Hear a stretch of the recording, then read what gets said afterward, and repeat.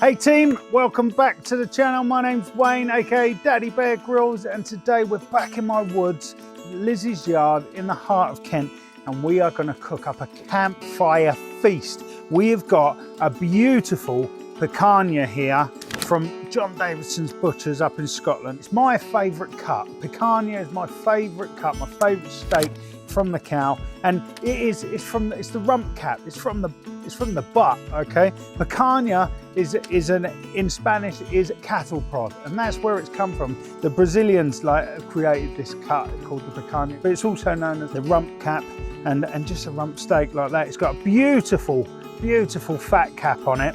And today, what we're going to do, there's many ways to cook it, but today I'm going to cook it straight over the campfire. We're going to put it on some skewers. We're going to make up some lovely chimichurri. We're going to make some homemade flatbreads, and we're going to cook up an absolute feast. I just love this, so we're going to get stuck into it, okay? So, as we can see, we've got a beautiful fat cap on it. Now, first of all, what I'm going to do straight away is I'm going to slice the fat cap horizontally, so we get some nice lovely slices in, and we're going to get our salt bedded into this fat to make a beautiful crackling.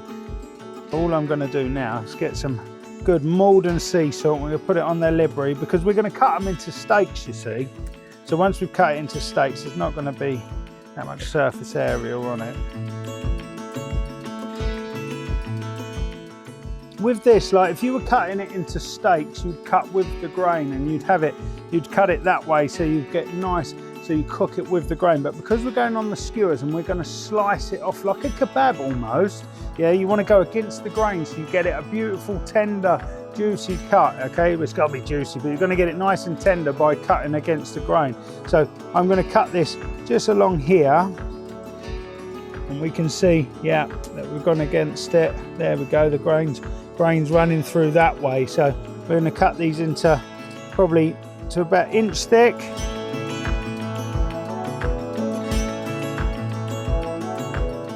So look at that fat cap on there. It's absolutely beautiful. So we're going to turn that into a C, and we're going to skewer right through that.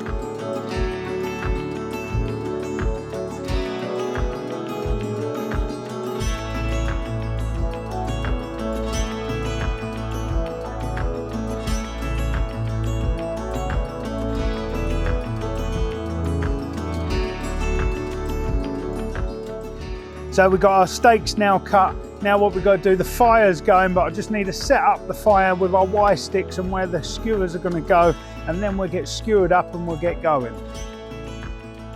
So now just going to put in my Y sticks that I'm going to lay my skewer on. So now we know that the skewer's in place. I'm just going to start building this fire up a little bit to get some good flames, because we're going to want a nice heat right through here, sitting at around 6 to 8 seconds that I can hold my hand. And then that way we know that we're at the right cooking temperature. So we've now got our fire going, our Y sticks are in, we've got our skewer. We're going to skewer up our picanha. We're going to get probably about three of the steaks on, I reckon, maybe 4, and then the rest can be cooked as normal steaks. But we're going to get these straight in here, so we're going to go straight through, and then we've got to almost like make the steak into a C.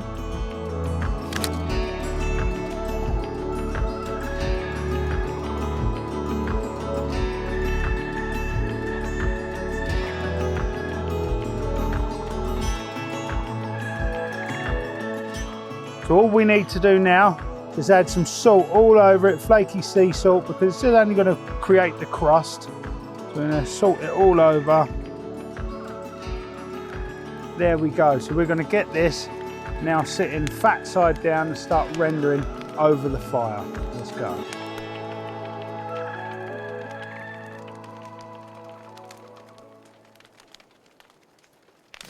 So we're going to get our chimichurri made. So we've got some flat leaf parsley here that we've got left. So I'm just going to chop up the flat leaf parsley and get that in the bowl, because there's nothing better than goes with picanha than chimichurri. Absolutely no.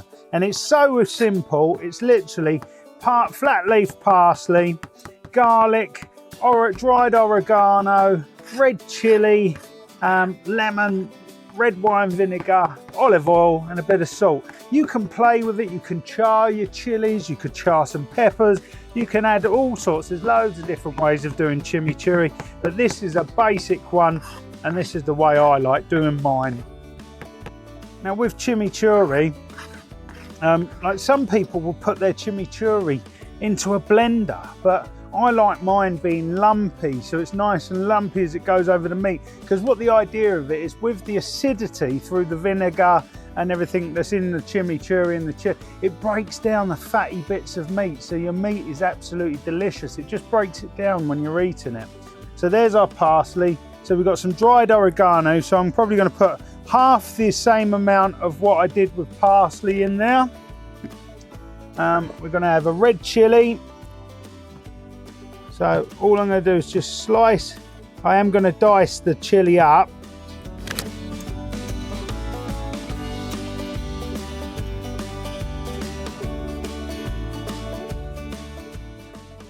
Now we're going to put some garlic in there. So I've got some wild garlic here.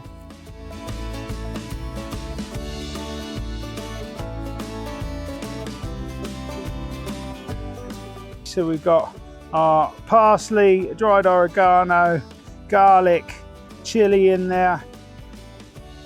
Now we're going to put in juice of a lemon. We're going to put our red wine vinegar, so we're going to put a good splash of that in because I like to use loads of olive oil. So they say 2 parts red wine vinegar, 2 parts olive oil to 1 part red wine vinegar. So there's our chimichurri made for once the steaks come off.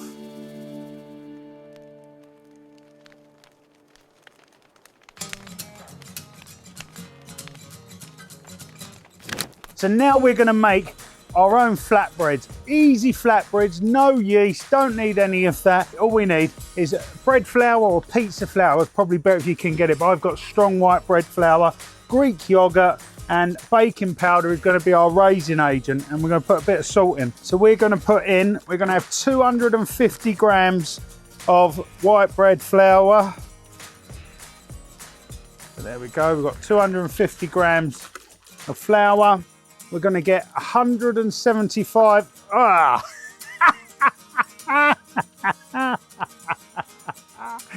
just spurted all over me.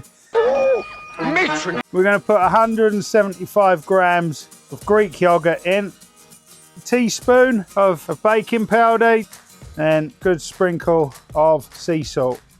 So now all we're going to do is start mixing. So it's all binding like this, and now we're going to get our hand in there.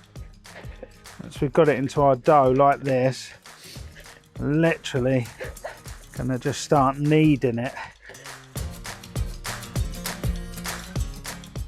There we go. There is our no yeast dough for homemade flatbreads. We're just going to leave that in the pot and let that prove just whilst we're cooking the steak a little bit more.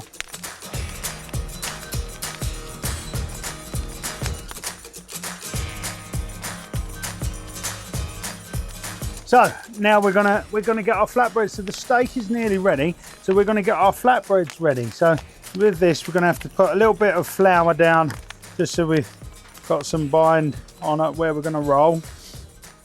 I can roll that out nice and thinly. And I'm just going to put a bit of flour around my rolling pin. See, just nice and flatten it out.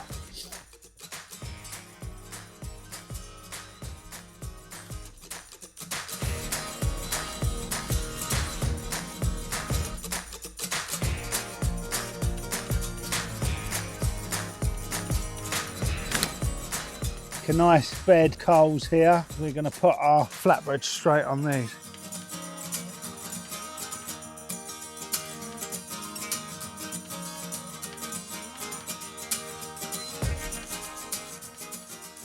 So let's see where we're at, because it's cooked well. Lovely. We're in the 57 mark. Brilliant. So look at that. Beautiful. Absolutely beautiful picanha. What a feast we've got.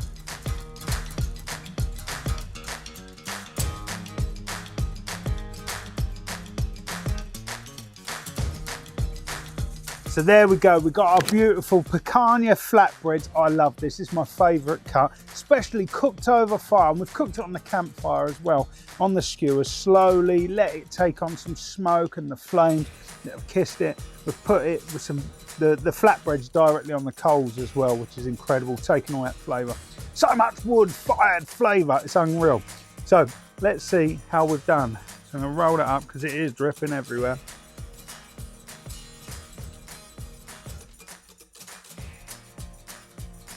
Oh mate,